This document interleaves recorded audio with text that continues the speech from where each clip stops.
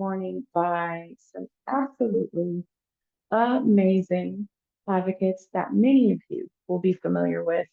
And if you're not, hold on to your hats because they are amazing, amazing women.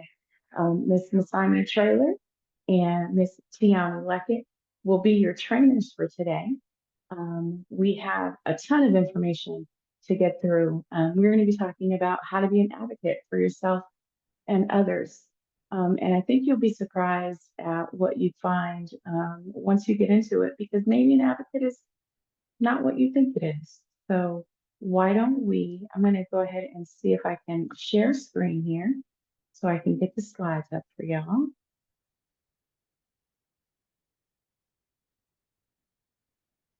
Give me 1 second. All right, can you all see that? And are we in presentation mode? Perfection. All right, and so I will take care of moving the slides for you ladies if you let me know when you're ready to go.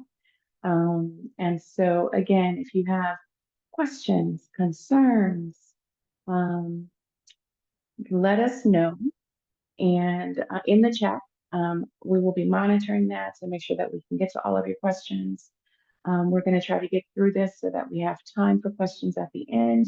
But again, if you have that, please go ahead and put them into the chat. And with that, we're going to go ahead and get started. So we are talking about HIV advocacy, awareness in action. So how are we going to take action to be amazing advocates? And so a little bit about the Well Project, in case you're joining us for the first time. We are a nonprofit organization with the mission to change the course of the HIV/AIDS pandemic through a unique and comprehensive focus on women and girls across the gender spectrum. We use this by leveraging technology to improve health outcomes, and our focus, of course, mostly is on education and information, community support, advocacy and leadership, community collaborative engagement, and women-focused research research. And you can find all of our resources at our web address, which is www.thewellproject.org. And by the way, I did not introduce myself. I'm Bridgette Picou. I am the Stakeholder Liaison for the Well Project. I actually started out as a CAB member with the ladies, and so it's always my pleasure to share space with them. And so Watch 2.0 is going to be our treatment advocacy web-based webinar series. Again, like I said, it's based on our original series that we had, which was Watch. We will have 7 monthly sessions, an hour each. These are going to be considered capacity building and training. Our series topics are going to include advocacy basics, treatment, prevention, sexual health and reproductive health, aging, and research. And we really hope that you'll join us for the entire series. The participation will be in live sessions. And again, questions and comments are welcome and encouraged. And then for everyone who completes the entire series, we will be offering certificates of completion. And we'll talk a little bit more about that later on. So here's our agenda. I'm already doing the welcome. We're through that. We're going to get into what an advocate looks like, the types and levels of HIV advocacy, language, claiming your place at the table, which, as we know right now, is more important than ever, and then how we're taking care of ourselves, and then a little bit of Q&A. All right. And so here we are. So I am your moderator, Bridgette Picou. And again, like I said, we have the amazing Tiommi Luckett from the Transgender Law Center and Masonia Traylor from Lady BurgAndy. Ladies, if you are all ready to jump in, I say we go. All right. Thank you so much, Bridgette. And thank you all for joining and welcome. My name is Tiommi Luckett, and I am the Senior National Organizer at Transgender Law Center, and also a CAB member of the Well Project and a blogger for A Girl Like Me. And today we're going to talk about being an advocate for yourself and others. And I'm going to read this motto from the Well Project before we go to the next slide. Together, we can change the course of the HIV epidemic one woman at a time. And I just have to say my most heartfelt thanks and gratitude to all of you at the Well Project for continuing to uplift me and encourage me to stay in this fight. Next slide, please, Bridgette. So a little bit of grounding when we're talking about an advocate, so that we're all on the same playing field, right? Some of you are advanced advocates, and some of you may be thinking about becoming an advocate. But for today, an advocate is a person who takes steps to support or recommend a particular cause or policy. And as we go through the slides, you'll see just how you can be an advocate on so many different levels. And here we have a picture of one of our members of the Well Project advocating, right? And this was at a conference. And so, yes, we are here talking about how our lives are more valuable than money. And so this is a clear example of one person advocating to so many people around her. Next slide. Like I said, there are many forms of advocacy. And so in this little like picture diagram, we're going to start with advocating for self, right? You can advocate for yourself. And I'm sure that everyone in here has advocated for yourself at one point or another, right? Whether it was at your job to try to get a promotion or whatever the case may be. Or if you were in the doctor's office, right? Because we're talking about health. If you're in the doctor's office and you don't quite agree with what the doctor is saying because nobody knows your life like you do, right? And so we're not all the same. All human beings are not the same, right? And so when you're telling your doctor that I am not all of your other clients, I am me. I need you to hear what's going on with me so that we can work on, as a team, the most optimal health outcomes. That's when you're advocating for yourself, right? And you can also advocate for your family and friends. I know that coming from a big family, 8 children and a double parent household, right? There were times when my little brothers, I advocated for them not to get whoopings. You know what I'm saying? Like, come on, y'all, let's not do this. Because if y'all get a whooping, then I'm gonna get a whooping because I'm a little older and then I'm supposed to be watching y'all and I can't control y'all, right? So I was advocating for them to be on their best behavior anytime that mom wasn't around, right? Because we also grew up in a time when if one of my mom's friends saw us doing wrong, right? Then they had the authority to chastise us and then send us home, right? And I didn't want the double whippings. I just never was one for that. I can count the whippings I got on one hand. And you can also advocate for your community, which is what I do. And I'm a member of the HIV community. I'm a member of the trans community. I'm a member of the Black community. I'm a member of the women community, right? Like all of the different aspects of my identity, right? It's intersectional. And so when I do this work, I don't only think about myself, I think about those that are in this fight with me and those who could possibly stand to gain more access than I did, right? So those coming up after me. And I take that and do it on a state, national, and now an international level, right? In my advocacy, advocating for my state, I do that in different ways. We can go and have our lobby days on the state capitol. You know, we can also do the same thing with AIDS Watch. That's national because we go to Washington, D.C., and international at the International AIDS Conference. And so there was a time when I got into this work that people were speaking about me in languages that I didn't even understand. It was all good, you know, but still, you never know the impact that you will have in this work simply because you want to affect change. And next slide, please. So now we're going to talk about how to be an advocate for yourself and others. And there, like I said, there are different ways in which you can be an advocate. And sometimes I didn't know this at first, right? When I stepped into this arena, HIV advocacy, I didn't know that I would be like on the front lines, right? I was like, yeah, I got something to say, but hey, I don't have to be the one to say it, you know, but that's not how it always works. And so if being a public advocate makes you nervous, other types of advocacy might be your first step. But learning more about different forms of advocacy can help you realize that you are already an advocate almost every day of your life already. And so that goes back to when you had to speak up for yourself, when you spoke up for family members or friends, when you spoke up for your community or peers, and when you took that to a state, national, and international level. Next slide. And self-advocacy. Every time you speak for yourself or others, you are an advocate. And in the slide, a few examples are like this. You're in the grocery store and the cashier is not really paying attention and gave you too much money, right? So when you advocate, when you tell that cashier, you know, I don't want this to be docked from you, you gave me too much money, right? And it's the same way in a restaurant.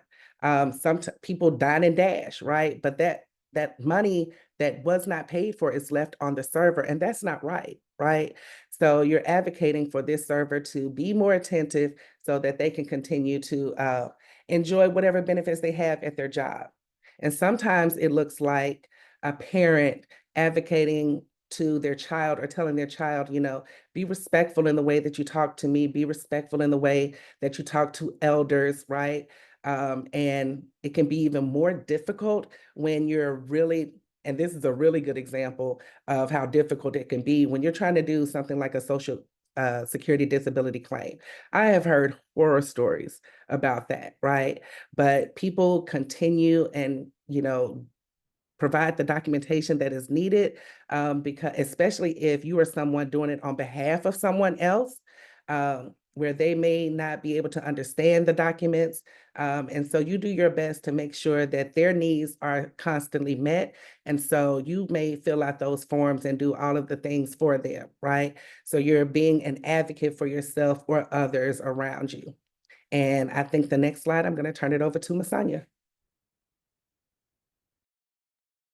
Right, thank you for that, Tiommi. So we are now leaning into self-advocacy, but in healthcare. And so, as Tiommi already mentioned, much of your advocacy as a person living with HIV may revolve around like your health and the healthcare that you receive. So to get the best care possible, you know, it is really, really important to speak up for and support yourself. And that can look like, you know, being prepared before you even get there. And so below are some ways that you can advocate for yourself with your healthcare team. And you can learn as much as you can when you go into the healthcare facilities that you may choose, that you can about HIV, your health, and any treatment options. And then you may want to consider making a list of questions for your healthcare provider before your appointment, as well as ask questions about like any medications that you are taking or new medications you've heard about or not taking any at all, whatever that may look like for you. Even asking to change a medication, I know it would be a part of the conversation if you want to. You may want to even consider taking notes during or immediately after your visit to just kind of help you remember the important points when you get home, or, you know, invite a friend or a family member to the visit who can take notes for you.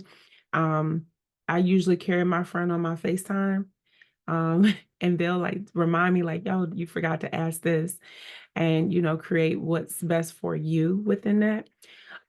Also, you want to take time to maybe consider discussing health issues with your provider that are like on your mind. Even if they don't seem like a big deal, it could be like small things, but if they bother you, you may want to bring it up. Or even if they don't bother you and it's just something you're thinking about or concerned about, you may want to bring that up as well. You also want to make sure you ask for and keep copies of all your medical records, such as your lab results. Many of us may get the electronic version, like using software programs or apps like MyChart. And I know I'm a tangible person, so I do like to have it printed out. And even if some healthcare providers or people who work in the office, they may be like, are you sure you want all this printed? I'm like, yeah, I want to read it in a different way, not just on a screen. And then also consider getting a second opinion for anything that's important around health issues. So just because this provider says one thing doesn't mean that it's a one time end all be all for that moment. You have options, but you have to tell yourself that you have options. You don't need permission to have options. This is your permission right now. You have options. You can get a second, third, and fourth opinion if you need to. This one ain't working. I don't trust it. Or I trust you, but I want a little more information in a different way. Let me see if I can get some more information from somebody else who might know something different, you know? And then offer suggestions and feedback to your healthcare team about ways to improve services for people living with HIV. So with that, all those suggestion boxes that they have, asking for, feedback on how was this for you? How was this visit? Kind of pull some time into your visit to be able to take time to give that feedback because they do listen. They do listen, but you have to be the one to actually advocate for yourself and put it in a space where they can see it, where it needs to be spoken on. All right. So now, individual advocacy for others. Now, this part refers to like supporting someone when they need help. We're really good at like showing up for others, advocating for others. So don't forget, what they say when you get on the airplane, put your mask on first. So that's why we talked about self-advocacy, because that's where you get your practice in, right? And that's where you can be like, let me tell you how to do this, right? But when it comes to individual advocacy and supporting someone when they need help or trying to find a solution, when someone has a problem, you likely advocate for other people often in like your daily life. And yet you may not think of it as advocacy. I know that when I first started doing HIV advocacy, people would say, oh, you're an advocate. And I'm like, that word does not exist in my vernacular. I'm pretty sure I can try to spell it because I don't use words I can't spell. So I went to go look it up and I said, oh, maybe I am doing this on a regular basis. Okay. So some examples of being an individual advocate for others could be like, helping an elderly neighbor figure out like local shuttle and bus schedules so they can continue to live independently. Or it could be something like, I don't know, helping someone like my grandma figure out how to tell Google Home to do what it need to do. She just wanted to play her music, okay, and connect it to the Wi-Fi, the Wi-Fi, not the Wi-Fi, but either way.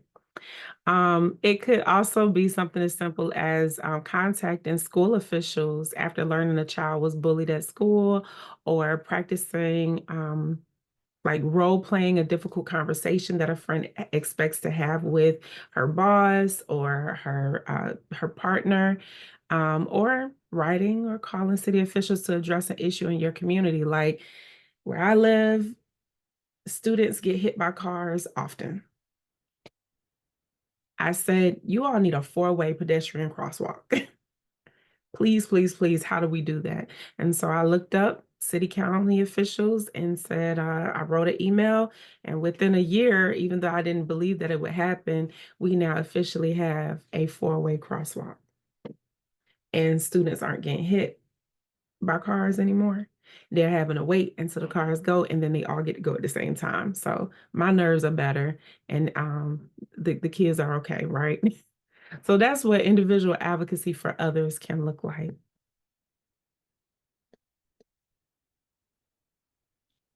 All right. So now we'll shift into peer advocacy, specifically HIV peer advocacy. There are some pieces of this that may overlap that you notice because advocacy is the root of it, but there's a shift in somewhat of how this may show up when it comes to examples of being an HIV peer advocate. So helping someone in your support group who is having trouble understanding either HIV treatment materials or even how to navigate going to different care providers, maybe it's different specialists. Linking a friend to a better healthcare provider after hearing she was not getting her questions answered or did not get the care she needed, right? Volunteering at an AIDS servicing organization to be a resource or a peer advocate for people who are newly diagnosed, right? or even helping people who are in prison or jail or that are incarcerated get their HIV medications, either by advocating for someone you know or by volunteering for an organization that is involved in this work. So definitely for more information, you can see our fact sheets on advocating for women living with HIV who are incarcerated and in prisons and or jails in the US. And I think we just linked that fact sheet to the chat box. All right.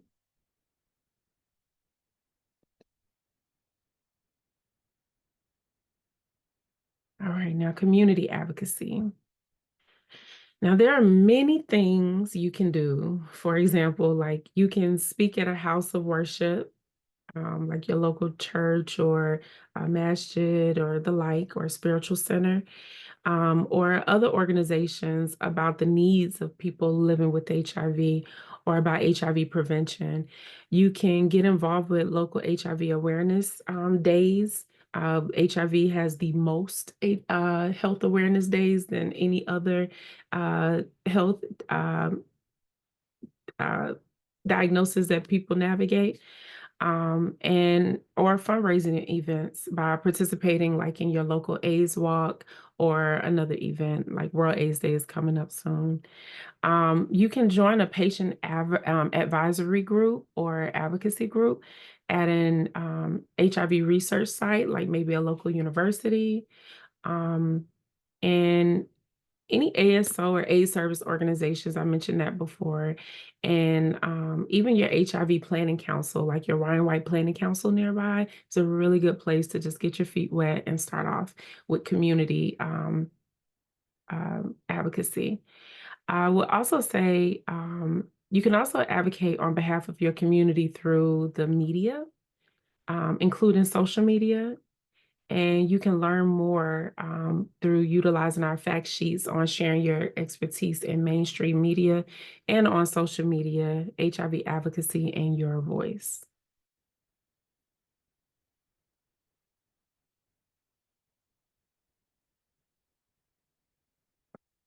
All right, so this next part of community advocacy, I want to just say that community advocacy can be a wonderful thing to advocate on your own or someone else's behalf, but it can also be very empowering to work together with a group of people.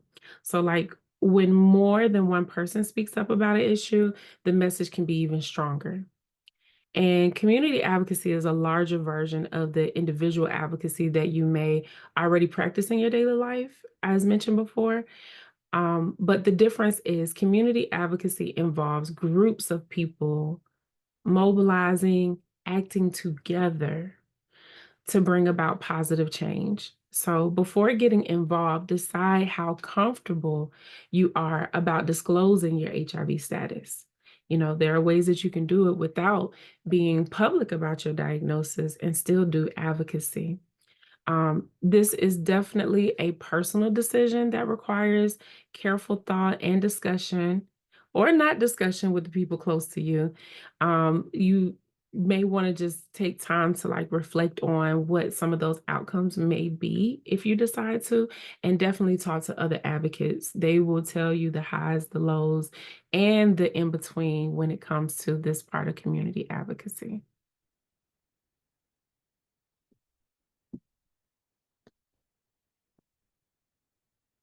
Right. So political and public advocacy. This one we definitely experienced more recently within having our, we can't even call it a quarterly because it's just every 4 years, our presidential election, right? And then locally with your county and state level. So if you are interested in politics and policy, you may want to help make a difference on a local, national, or international level. And in that type of advocacy role, you would, focus on like policies that affect HIV treatment, like our Ryan White funding is a policy that is a like law, right?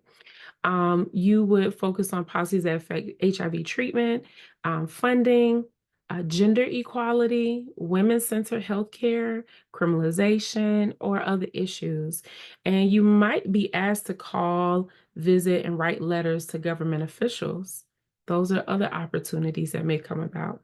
And if this is of interest to you, most groups will provide some form of training to help people learn how to become public or political advocates. There are many HIV advocates that hold some of these political positions as well. And so after the US Supreme Court decision against abortion rights and the passage of local laws limiting gender affirming care, advocacy for reproductive rights and justice has become even more important.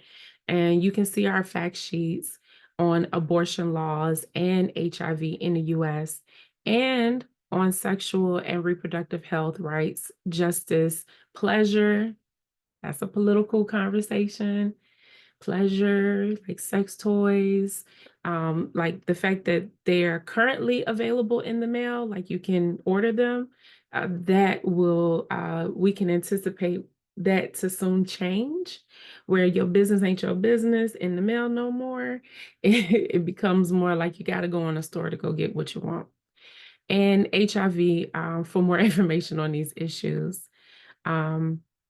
There are a couple of fact sheets we'll put in the chat box as well that you can have access to. And Tiommi, did you want to add to this before shifting to the next slide for yourself? I think you did great, Masonia. Thank you. You're welcome. So I'm going to pass this next slide on to Tiommi. Okay. All right. Well, now we're going to talk about treatment advocacy through social media. And you can also advocate on behalf of your community through the media, including social media. And so if you want to learn more about that, we have fact sheets, and one is called Sharing Your Expertise in Mainstream Media and on Social Media, HIV Advocacy and Your Voice. So social media describes ways to communicate directly with large groups of people. It is an important tool to get information out to large groups at little to no cost. And I remember, like, when I first joined the HIV field and started advocating, we were real big in like getting people to one place to provide support through social media, right? And so not to dampen anyone's day with the results of the election, but it was right around the time that Trump won the first time, right? And so with the pipelines and all of these things and them trying to take Indigenous people off of their reservations, we did a lot of social media advocacy to get people to provide support to those communities that needed it the most, right? And so it allows you to write about your issues in your own words. And an example of that is blogging on the Wells Project, A Girl Like Me, like I said in the beginning. I started just by wanting to get like my feelings out. I felt like if I kept a journal, then people would like tend to be nosy. But if I do it on a blog, hey, it is out there. It states how I feel in this particular moment, right? And so that actually led to me getting my very first job, which was at the Well Project. So kudos. Mainstream media distributes information via gatekeepers, such as journalists, producers, and editors, right? And so even when you are being interviewed, right? When you're being interviewed, always remember that the journalist has an angle for the story, and that journalist is held to a standard by the editor, right? Who thinks that this is what the people want to hear, but it may not be what you want to say. And so as you walk further in your advocacy career, you will learn a thing called talking points. If you stick to your talking points, they're either going to scrap the interview or they're going to actually go with what you said because you said it so many times, right? There wasn't an opportunity for them to confuse what you said to try to spin it for their angle, right? Because if they're talking to us, then they're talking to us about very personal information, right? And we don't want our words to be crossed up and We're going to talk about language in a minute. And sometimes journalists get the language all the way wrong when talking about and to people living with HIV. And so the last little tidbit is that, social media can help communicate your message more widely, right? And so we've heard of people going viral, right? Some people have gone viral for some of the weirdest and the most outlandish things, right?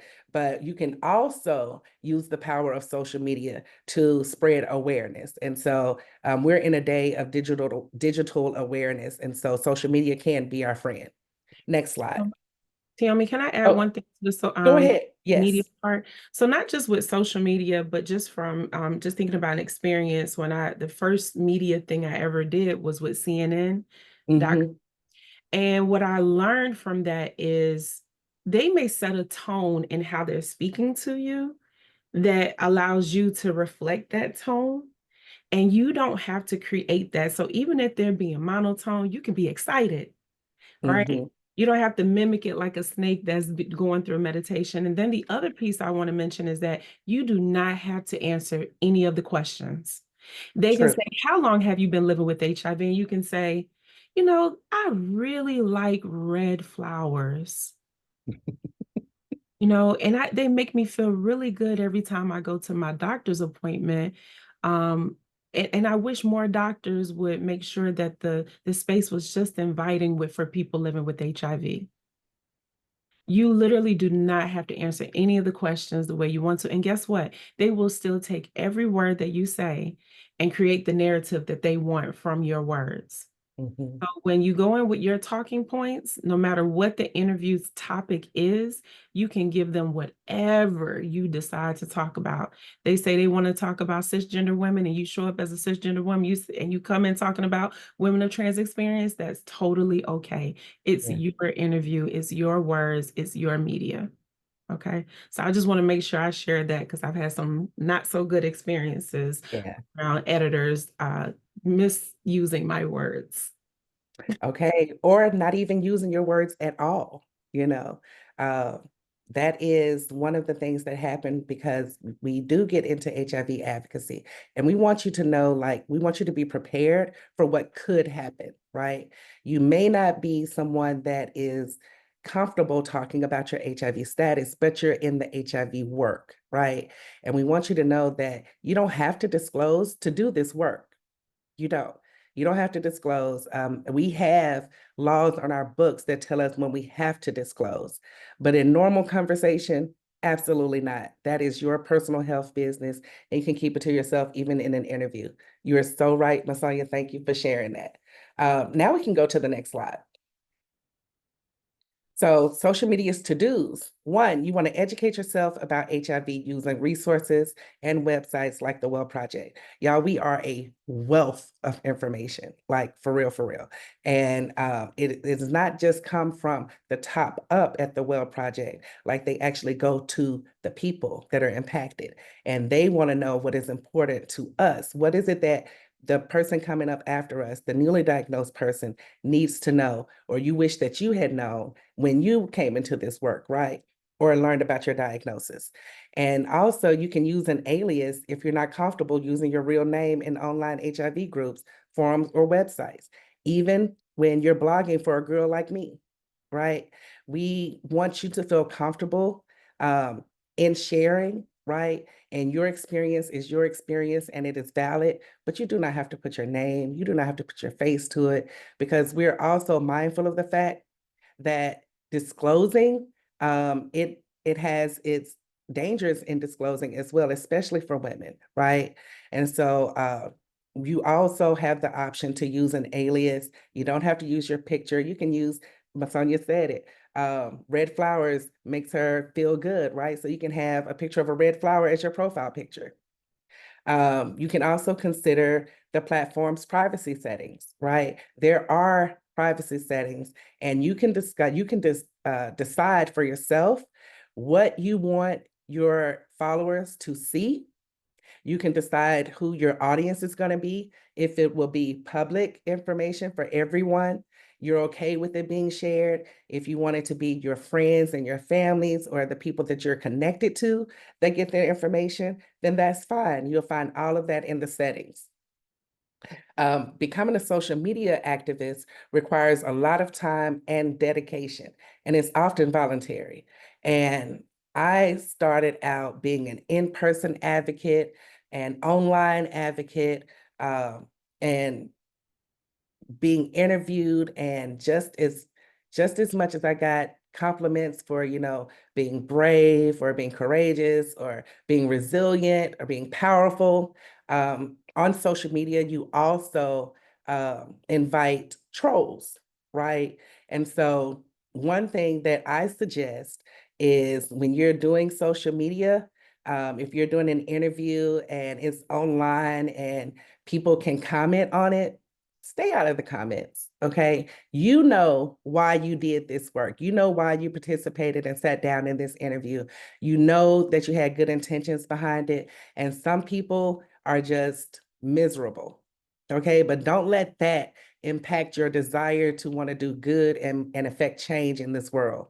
And so just getting started, you can consider an existing group or a social media campaign. You may not be ready to just be in the forefront with your information. But if you're in a social media group or you're in a campaign, you can see how others are sharing that information, what they're saying about themselves, how they're making it personable or relatable. Anything you want to add, Masonia? Okay. Next slide, please. Why language matters in HIV advocacy. It matters because language is what we say is really and truly people's first introduction to us.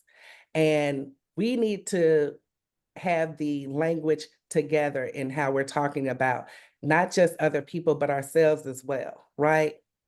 And so women may experience multiple forms of oppression and discrimination. We all know that, right? And Malcolm X said that the most disrespected person in America is the Black woman. And I come from a Black woman, right? And I am a Black transgender woman. So when it comes to language, there was a real almost battle between cisgender and transgender, right? Um, and I get it. I get it today. I've said this in other meeting rooms. Uh, I wouldn't refer to my mom as a cisgender woman. My mom was a Black woman, right? And language does evolve. And there are times when you have to use language like this, like cisgender. And that's mostly like for me, it's mostly when I'm in those rooms with people who are making policies and all of those types of things. But with my people, my community, I never take away from the fact that I'm a transgender woman, even though they respect my womanhood and they're like, oh, you're a woman to me. And I'm like, well, I don't want to be erased like that because it brings up different challenges for me because you're not seeing my full identity. And that's just one example, right? But often language matters because it's often reinforced through language. An aggressive, powerful woman may be called a bitch. That's true. I really try hard to not be seen as the angry Black trans woman. But in the same token, a man with the same qualities will be seen as respected and considered ambitious, right? But people have these preconceived notions of what a woman's role is. And I know that the woman, my matriarch, was a leader. I know that. Was a leader, a provider, a caregiver, and so many other hats that my mom wore, right? But when we come to, again, like go back to why language matters, it matters to me because my existence is different from my sister's existence. I just had to share this with her yesterday on the phone call, when talking about the election. Like I know that in the work that I do, I have a lot of work ahead of me that I have to do, right, in the coming years. And I told her, I said, sis, I love you and I thank you for supporting me, but I need you to understand that the way that we navigate society is not the same. It's not. I have to disclose a lot more about myself than you do, right? And so adding an HIV diagnosis can magnify this oppression because that's my thing. It affects self-worth, your confidence, and your self-identity. I remember when I was first diagnosed, I thought that that was it for me. I'm gonna lose friends. I'm never gonna love, nobody's ever gonna love me. I'm in this alone and I'm gonna die alone. And I have never been so happy to have been so wrong in my life. And the Well Project really, really like welcomed me in all aspects. When I was on the cab the first time, even in blogging, uh, I had to make a choice, a conscious decision to make language be important, right? Because I'm someone that was in the spotlight. So I had to make sure that my language was together and that I wasn't reinforcing stigma and discrimination, right? That was repeated over years, because that affects the health and well-being of women living with HIV. An example of that is that stigma and stress can affect family, job, and pregnancies, right? Stress of stigma can affect the immune system. All of these things are true. Stress is the silent killer. And the next slide says, what is people first language? I'm a person living with HIV. That's simply what it means. I'm not HIV infected, okay? Even though I'm living with HIV, I can't transmit HIV to any of my sexual partners. I can't. I'm undetectable. I get my labs done. I adhere to my medication. All of these things, right? Oh, something's happening. Okay, are we staying here? Oh, if you click the presentation mode, I just saw it at the bottom right, if you're looking for it. Presenter view? Mm-hmm. There you go. Okay, so back one slide. People first. Sorry, I am in the struggle today. My computer is acting wild. Give me a second. I'm trying to get I there. see it. It's being slow. I'm clicking, I promise. It's okay. It's okay. There we go. There. So, Okay. people first language, it simply means put the person before the illness or the label, right? I'm a person living with HIV. I'm a person with a disability, right? Those types, that's how we identify people first language, because a lot of people are like, oh, that HIV positive person, that type of stuff, right? So they're putting the condition before the person. And when you do that, you're actually taking the humanity out of that person. You're simply identifying them by their condition, right? So in a sense, you're othering them. People first language describes and respects who they are, not what they happen to have been diagnosed with. A different way of saying what I just said. It also helps eliminate prejudice, removes value judgments, and by describing people by labels or medical diagnoses, it actually devalues and disrespects them as individuals. And so we never want to hear terms like cancerous people or I am cancer positive. No. We often hear HIV infected woman for our time together, but instead, woman living with HIV refers to a person before mentioning their health condition. That's what we mean by people first language. Did you want to add anything?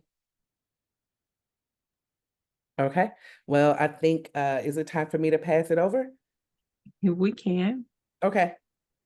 All right, so the Denver principles. So with people first language and the Denver principles, one way to address stigma is to use people first language, as Tiommi mentioned, but prioritizing the Denver principles, which was a document written by HIV advocates in 1983 in the very early days of the epidemic. In its opening words, the Denver principles called for the use of respectful person first language. So it starts with, we condemn attempts to label us as victims, a term which implies defeat, and we are only occasionally patients, a term which implies passivity, helplessness, and dependence upon the care of others. We are people with AIDS. Now, this narrative describes people living with HIV as human and valuable. It shows respect and compassion. It's people first language, it puts the person before the illness. So that's why even when we speak about ourselves as women living with HIV, we make sure that we're people living with HIV, a woman living with HIV. The HIV is at the end of the sentence, right? And we put it before the illness or the label in some spaces and describes like who we are, not just what we have been diagnosed with. And people first language helps to eliminate prejudice and removes value judgments. When we describe people by labels or medical diagnosis, we devalue and disrespect people as individuals. So people first language makes sure that we respect people for who they are. Now, think about when you hear about someone who has a cold or has epilepsy.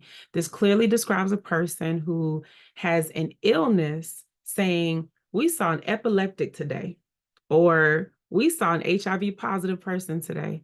Describes the person as the illness rather than a person who happens to have the illness. We never hear cancerous people. We never hear cancerous people or I am cancer positive. But we often hear people say HIV positive women or HIV positive pregnant women, right? So it's important, next slide, sorry. So it's important to note that terms and phrases like living with AIDS and I'm HIV positive have been extremely empowering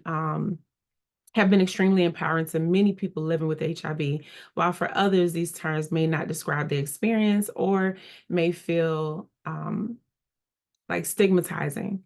And, that is okay, but words and language mean different things to different people and at different times in their lives too. So it's really important to allow others to define themselves as they wish, but to also start from a place of respect.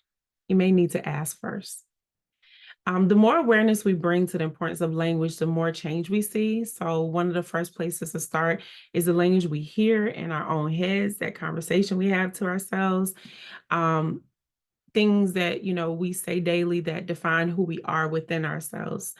Sometimes it is a story we tell ourselves that we are not good enough, or strong enough, or smart enough, or beautiful enough, that in all actuality would deserve everything that we desire, but not everything that's challenging that has happened to us, because somehow we are damaged goods that is often called negative self-talk, right?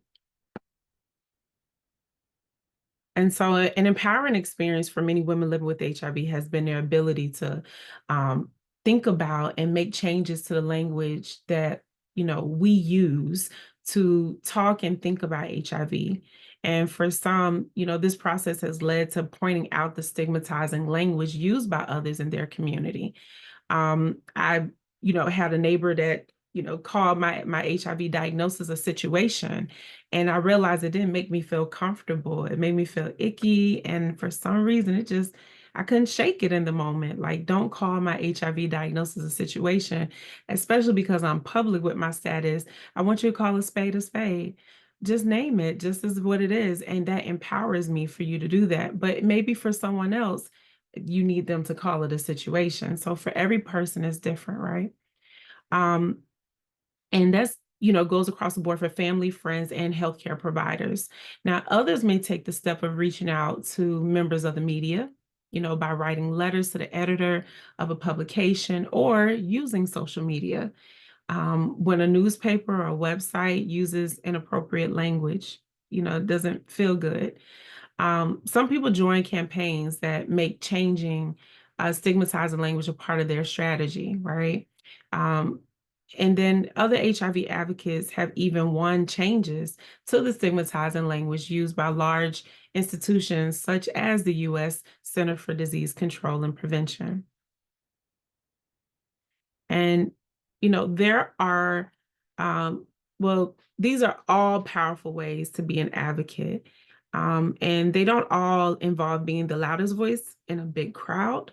Every time you question the use of a phrase that fuels stigma and ignorance, even to yourself, you contribute to building hope and to changing our culture from one that disrespects women living with HIV to one that uses language to support the power and dignity of all women.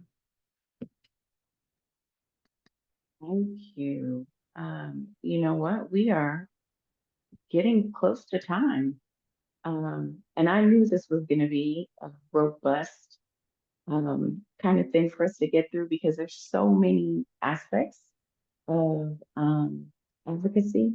We'll try to get through this next section and see where we land because we want to get through it, but we also want to make sure that we're respecting folks' time. So let me pop over to the next slide, which is, decision making. Let's go.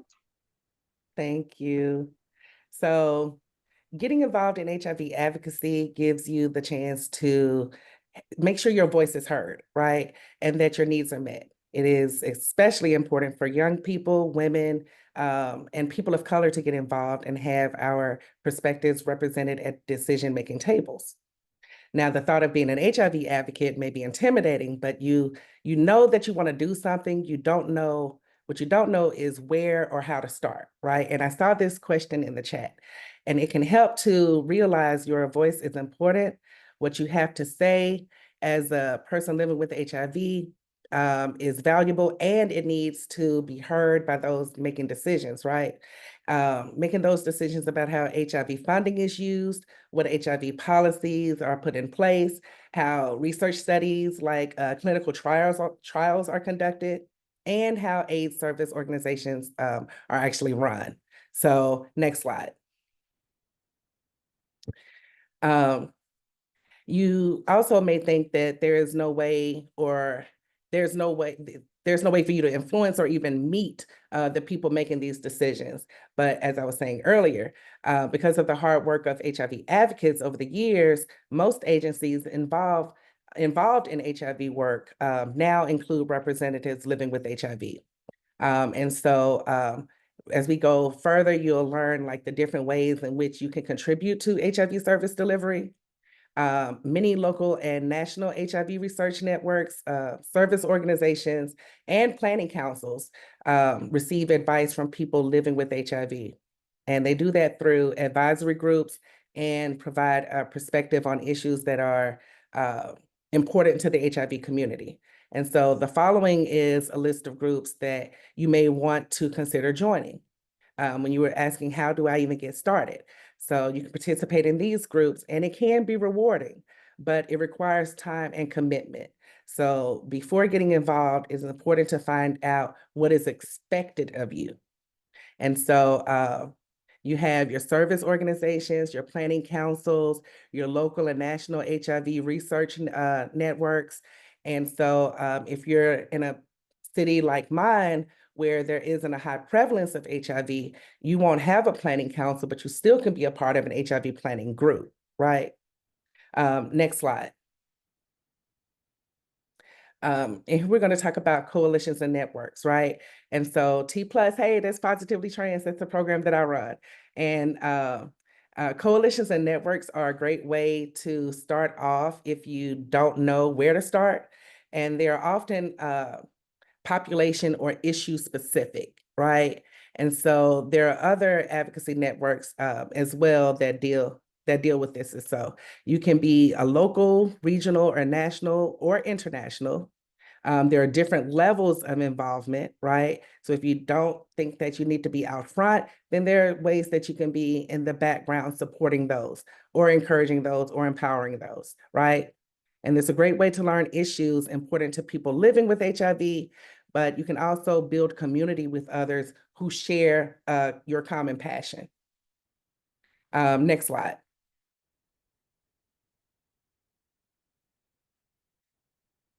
Oh, okay. I think the computer is acting up again. It is, and I'm trying to go back, and I sincerely apologize. It's okay. I think you talked about most of it already, though, Okay. on the regional Yep. Talked about the and planning planning councils. councils. Mm-hmm. And the care consortia are actually very similar to Yeah, the they're planning actually councils very and boards. similar to the planning group, right? Because Mhm. um, that's how the HIV funding is distributed. It's distributed according to the prevalence of HIV in a specific place and whether it is a big enough city. That's not what they call it. I swear I knew this term, but I'm blanking because we're running out of time. But it's based on the population of people who are living with HIV in a concentrated area. And so that's the difference between the planning council and the planning group or the HIV care consortia. Um, and we also have the institutional review boards. They're also known as ethical review boards or independent ethics committee. And these people, the people on these boards protect study participants by making sure trials are safe and ethical. And an institutional review board can stop a trial that is not run properly. All US research hospitals or centers conducting studies must have institutional review boards. And so all trials reviewed and approved by the institutional review board have to be approved before the trial can actually begin. And other countries also have ethic committees, and their design and function will vary by that country. And we have 1 minute left. So I see that. yeah, what do we want Um, to do? so the good thing is that we have the slides available, and Mhm. we will be able to share them with us. Let me stop sharing. Hold on a second so we can all see each other.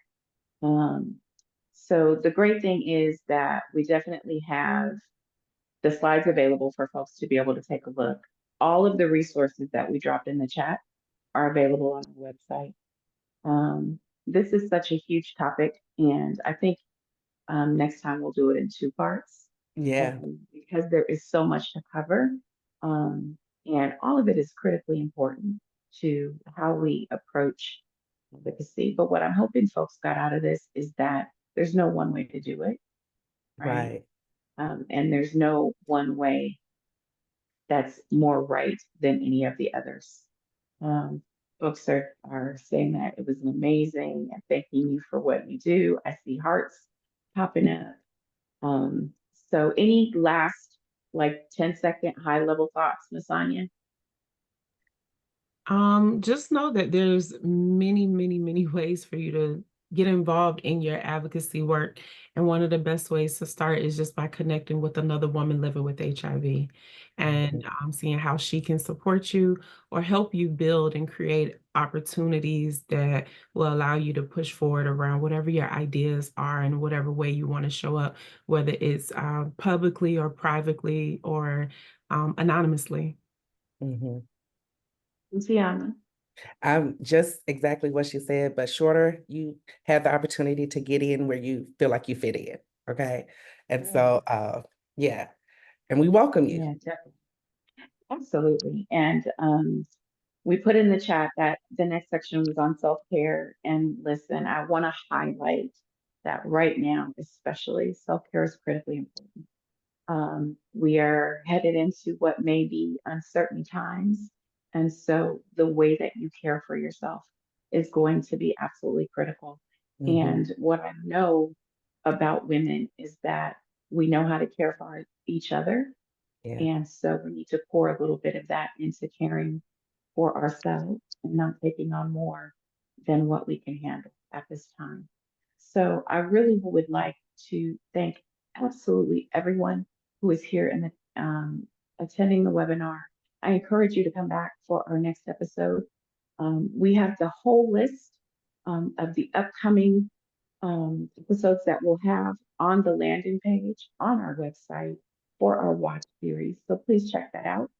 Um, Let us know what you think. We will have a survey. We want you to be involved and be impacted by what you're learning. Thank you for being here. Thank you for hanging out the extra 2 minutes while I ran my mouth. And we appreciate it so very, very much. Everybody have the most amazing day that you could possibly have. We love you and we appreciate you. Bye, Thank everybody. you.